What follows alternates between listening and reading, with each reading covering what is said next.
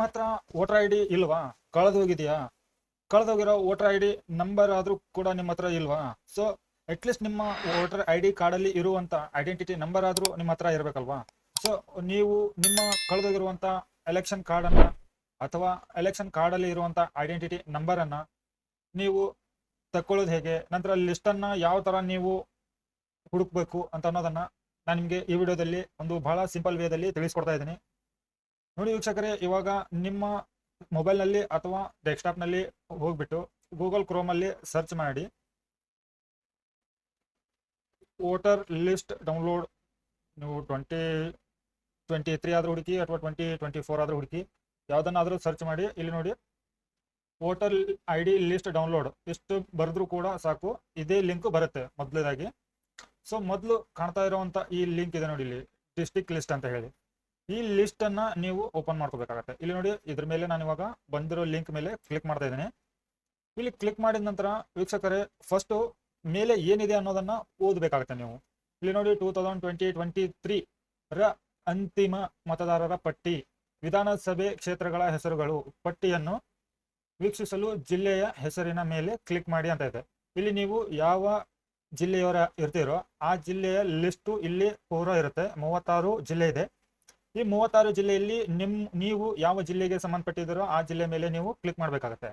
ಇಲ್ಲಿ ನೋಡಿ, ಕ್ಲಿಕ್ ಮಾಡಿದ ನಂತರ ಮತ್ತೆ ನಿಮಗೆ ಇಲ್ಲಿ ಮೇಲೆ ಕೊಟ್ಟಿದ್ದಾರೆ ಏನಂತ ಹೇಳಿ ಅಂದರೆ, ಇಲ್ಲಿ ನೋಡಿ 2020-23 ಮತದಾರರ ಪಟ್ಟಿಗಳು ಭಾಗದ ಪಟ್ಟಿಗಳನ್ನು ವೀಕ್ಷಿಸಲು ವಿಧಾನಸಭಾ ಕ್ಷೇತ್ರದ ಮೇಲೆ ಕ್ಲಿಕ್ ಮಾಡಿ ಅಂತ ಹೇಳಿ. ಸೊ ನೀವು ಇಲ್ಲಿ ನಿಮ್ಮ ವಿಧಾನಸಭಾ ಕ್ಷೇತ್ರ ಯಾವುದು ಅಂತ ಅನ್ನೋದು ನಿಮಗೆ ಗೊತ್ತಾಗದೇ ಇದ್ರೆ, ನಿಮ್ಮ ವೋಟರ್ ಐ ಡಿ ಇಲ್ಲದೇ ಇದ್ರೂ ಕೂಡ ನಿಮ್ಮ ಅಕ್ಕಪಕ್ಕದವರಾಗಿರ್ಬೋದು ಅಥವಾ ನಿಮ್ಮ ಮನೆಯಲ್ಲಿ ಯಾರೋ ನಿಮ್ಮ ಅಕ್ಕ ತಂಗಿ ಅಣ್ಣ ತಮ್ಮ ಅಪ್ಪ ಅಮ್ಮ ಯಾರ್ದೋ ಒಂದು ವೋಟರ್ ಐ ಡಿಯನ್ನು ತಗೊಂಡ ನಂತರ ಅಡ್ರೆಸ್ ಎಲ್ಲ ಸೇಮ್ ಆಗಿರುತ್ತೆ, ನಿಮ್ಮ ಎಲೆಕ್ಷನ್ ಐಡೆಂಟಿಟಿ ಕಾರ್ಡ್ ಮಾತ್ರ ಬೇರೆದಾಗಿರುತ್ತೆ. ಸರಿನಾ? ನಾನು ಹೇಳೋ ಟಾಪಿಕ್ ಅರ್ಥ ಮಾಡ್ಕೊಳ್ಳಿ.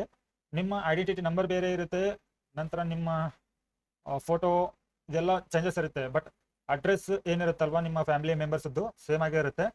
ಸೊ ಅವಾಗ ನೀವು ಇಲ್ಲಿ ನೋಡಿ ಕಾಣುತ್ತೆ ನಿಮ್ಮ ಮತದಾರರ ಕ್ಷೇತ್ರ ಸಭಾ ಯಾವುದು ಅಂತ ಅನ್ನೋದು ಇಲ್ಲಿ ಕೊಟ್ಟಿರ್ತಾರೆ ನೋಡಿ. ನಿಮಗೆ ಗೊತ್ತಿಲ್ಲದೆ ಇದ್ರೆ ಇದನ್ನ ನೀವು ನೋಡಿಬಿಟ್ಟು ಇಲ್ಲಿ ನೋಡಿ 68 ಅಂತ ಇದೆ, ಇಲ್ಲಿ ನಿಮ್ಮ ಜಿಲ್ಲೆ ಇರುತ್ತೆ. ಸೊ ಮತದಾರರ ಕ್ಷೇತ್ರ ಇದನ್ನ ನೀವು ಈ ಲಿಸ್ಟಲ್ಲಿ ಸೆಲೆಕ್ಟ್ ಮಾಡಬೇಕಾಗತ್ತೆ. ಇಲ್ಲಿ ನೋಡಿ 68 ಇದೆ, ನಾನು ನಿಮಗೆ ಇಲ್ಲಿ ತೋರಿಸಿದ ಹಾಗೆ ನೋಡಿ 68 ಅಂತ ಇದೆ, ಅಲ್ಲಿ ಕೂಡ 68 ಅಂತಾನೆ ಇದೆ. ಸೊ ಇದ್ರ ಮೇಲೆ ಕ್ಲಿಕ್ ಮಾಡಿ, ಈ ಲಿಂಕ್ ಮೇಲೆ. ಈ ಲಿಂಕ್ ಮೇಲೆ ಕ್ಲಿಕ್ ಮಾಡಿದಾಗ ಇಲ್ಲಿ ಮತ್ತೆ ನಿಮಗೆ ಒಂದು ನೆಕ್ಸ್ಟ್ ಪೇಜ್ ಓಪನ್ ಆಗುತ್ತಲ್ಲ, ಈ ಪೇಜಲ್ಲೂ ಕೂಡ ನೀವು ಓದಬೇಕಾಗತ್ತೆ. ಇಲ್ಲಿ ನೋಡಿ 2020-23 ಅಂತಿಮ ಮತದಾರರ ಪಟ್ಟಿ ಮತಗಟ್ಟೆ ಅಥವಾ ಭಾಗದ ಮತದಾರರ ಪಟ್ಟಿಯನ್ನು ವೀಕ್ಷಿಸಲು ಈ ಕೆಳಗಿನ ಕೊಂಡಿ ಅಥವಾ ಲಿಂಕ್ ಕ್ಲಿಕ್ ಮಾಡಿ ಅಂತ ಹೇಳಿ ಇಲ್ಲಿ ಕೊಟ್ಟಿದ್ದಾರೆ. ಆಲ್ಮೋಸ್ಟ್ ನಿಮ್ಗಂತೂ ಇಲ್ಲಿ ಮಟ್ಟ ಎಲ್ಲ ಇವಾಗ ಗೊತ್ತಾಗಿರುತ್ತೆ. ಇಲ್ಲಿಂದ ನಿಮಗೆ ಈಸಿ ಆಗುತ್ತೆ. ಇಲ್ಲಿ ಮೊದಲು ಏನು ಹುಡುಕ್ಬೇಕು ಅಂತಂದ್ರೆ, ನಿಮ್ಮ ಊರು, ನಿಮ್ಮ ಹಳ್ಳಿ ಯಾವುದು ಅನ್ನೋದನ್ನ ನೀವು ಇಲ್ಲಿ ಹುಡುಕ್ಬೇಕಾಗತ್ತೆ. ಇಲ್ಲಿ ಹುಡುಕಿದ ನಂತರ ಮುಂದೆ ಏನು ಮಾಡಬೇಕು ಅನ್ನೋದನ್ನ ನಾನು ನಿಮಗೆ ಇಲ್ಲಿ ತಿಳಿಸ್ಕೊಡ್ತೇನೆ. ಇಲ್ಲಿ ನೋಡಿ, ನಾನು ಹುಡುಕ್ತಾ ಇದ್ದೀನಿ, ಸ್ವಲ್ಪ ವೇಟ್ ಮಾಡಿ.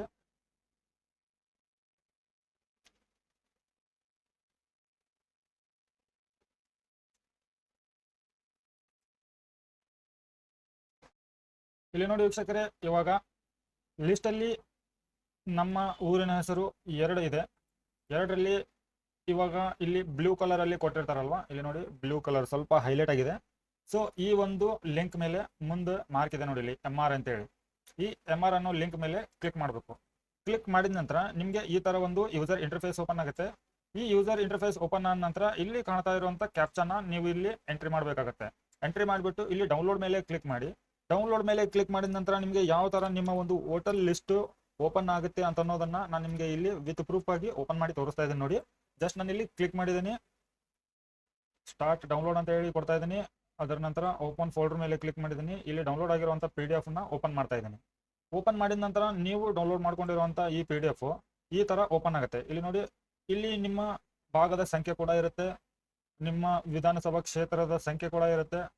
ಪ್ರತಿಯೊಂದು ನಿಮಗೆ ಇಲ್ಲಿ ಕೊಟ್ಟಿರ್ತಾರೆ. ನಿಮ್ಮ ಭಾಗದ ಕ್ಷೇತ್ರದ ವಿವರಗಳು ಪೂರ್ತಿಯಾಗಿ ಎಲ್ಲ ಮಾಹಿತಿಯು ಇದರಲ್ಲಿ ಇರುತ್ತೆ.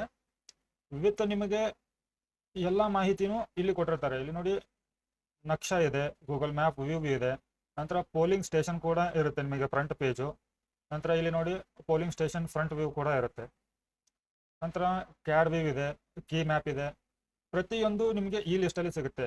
ಅದರ ಜೊತೆಗೆ ನಿಮ್ಮ ಊರಲ್ಲಿ ಎಷ್ಟು ಜನರು ಆ ಲಿಸ್ಟಲ್ಲಿ ಇದ್ದಾರೆ ಅನ್ನೋದು ಕೂಡ ನಿಮಗೆ ಇಲ್ಲಿ ಮಾಹಿತಿ ಸಿಗುತ್ತೆ. ಇದರಲ್ಲಿ ನೀವು ನಿಮ್ಮ ಎಲೆಕ್ಷನ್ ಕಾರ್ಡಲ್ಲಿ ಇರುವಂಥ ವೋಟರ್ ID ನಂಬರನ್ನು ನೀವು ಫೈಂಡ್ ಔಟ್ ಮಾಡ್ಬೋದು. ಇಲ್ಲಿ ನೋಡಿ ಪ್ರತಿಯೊಂದು ಜಿಲ್ಲೆಯಲ್ಲಿ ಕೂಡ ನೀವು ಇದನ್ನು ಡೌನ್ಲೋಡ್ ಮಾಡ್ಕೋಬೋದು. ಎಲ್ಲಿಂದಾದರೂ ನಿಮ್ಮ ಹತ್ರ ಅಟ್ಲೀಸ್ಟ್ ಕಂಡು ಹಿಡಿಯೋಕೆ ಪೋಲಿಂಗ್ ಅಂದರೆ ವಿಧಾನಸಭಾ ಕ್ಷೇತ್ರ ಅದನ್ನಾದರೂ ಕಂಡು ಹಿಡಿಯಲೇಬೇಕು. ಅದು ಹಿಡಿದ್ರೆ ಮಾತ್ರ ನೀವು ಈ ವೋಟರ್ ಲಿಸ್ಟನ್ನು ಡೌನ್ಲೋಡ್ ಮಾಡ್ಕೋಬೋದು. ನೋಡಿ ವೀಕ್ಷಕರೇ, ಈ ಒಂದು ಮಾಹಿತಿ ತಮಗೆ ಬಹಳ ಇನ್ಫಾರ್ಮೇಟಿವ್ ಆಗಿರುತ್ತೆ. ಇಂತಹ ಮಾಹಿತಿಗಳು ನಿಮಗೆ ಲೈಕ್ ಆದರೆ ಚಾನಲ್ಗೆ ಸಬ್ಸ್ಕ್ರೈಬ್ ಮಾಡಿಕೊಂಡು ನೋಟಿಫಿಕೇಶನ್ ಬಟನನ್ನು ಆನ್ ಮಾಡಿಟ್ಕೊಳ್ಳಿ. ನೆಕ್ಸ್ಟ್ ವಿಡಿಯೋದಲ್ಲಿ ನಿಮಗೆ ಇನ್ನೂ ಒಂದು ಮಾಹಿತಿಯನ್ನು ಕೊಡ್ತೀನಿ. ಯಾರ ಹತ್ರ ವೋಟರ್ ID ಕಾರ್ಡೇ ಇಲ್ವೋ ಅಥವಾ ಯಾರಿಗೆ 18 ಏಜ್ ಆಗಿದೆಯೋ ಅವರಿಗೆ ಹೊಸ ವೋಟರ್ IDಗೆ ಅರ್ಜಿಯನ್ನು ಸಲ್ಲಿಸೋದು ಹೇಗಂತ ಹೇಳಿ ವಿತ್ ಪ್ರೂಫ್ನ ನಿಮಗೆ ನೆಕ್ಸ್ಟ್ ವಿಡಿಯೋದಲ್ಲಿ ತಿಳಿಸ್ಕೊಡ್ತೇನೆ. ನೆಕ್ಸ್ಟ್ ವಿಡಿಯೋ ಬರೋವರೆಗೂ ಸ್ವಲ್ಪ ಕಾಯಿ ಇರಿ. ನಂತರ ನಿಮಗೆ ಆ ವಿಡಿಯೋದಲ್ಲಿ ಅರ್ಜಿಯನ್ನು ಯಾವ ಥರ ಸಲ್ಲಿಸೋದಂತೇಳಿ ತಿಳಿಸ್ಕೊಡ್ತೇನೆ. ಸೊ ಈ ಒಂದು ಮಾಹಿತಿ ತಮಗೆಲ್ಲರಿಗೂ ಲೈಕ್ ಆಗಿದೆ ಅಂತೇಳಿ ಅನ್ಕೊಂಡಿದ್ದೀನಿ. ವಿಡಿಯೋ ಲೈಕ್ ಆಗಿದ್ರೆ ಚಾನಲ್ಗೆ ಸಬ್ಸ್ಕ್ರೈಬ್ ಮಾಡಿಕೊಂಡು ನೋಟಿಫಿಕೇಶನ್ ಬೆಲ್ ಬಟನನ್ನು ಆನ್ ಮಾಡಿ ಇಟ್ಕೊಳ್ಳಿ. ಮತ್ತೆ ಹೊಸ ಮಾಹಿತಿಯೊಂದಿಗೆ ಸಿಗ್ತೇನೆ ವೀಕ್ಷಕರೇ. ಅಲ್ಲಿವರೆಗೂ ಜೈ ಹಿಂದ್.